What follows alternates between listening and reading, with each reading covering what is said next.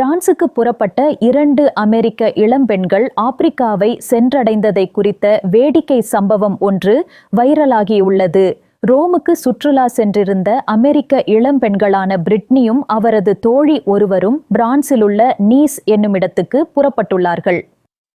விமானத்திலுள்ள ஒரு பயணியிடம் இந்த விமானம் நீஸ்க்கு செல்கிறதா என பிரிட்னி கேட்கிறாரு.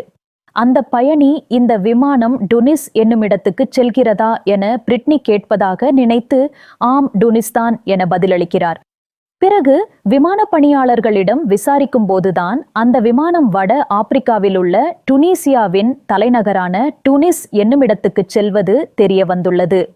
டூனிஸ் சென்று இறங்கிய பின் அங்கிருந்து வேறொரு விமானத்தில் ஏறி ஒரு வழியாக பிரான்சிலுள்ள நீஸ் என்னுமிடத்தை வந்தடைந்ததாக சமூக ஊடகம் ஒன்றில் வெளியிட்டுள்ள இடுகை ஒன்றில் குறிப்பிட்டுள்ளார் பிரிட்னி.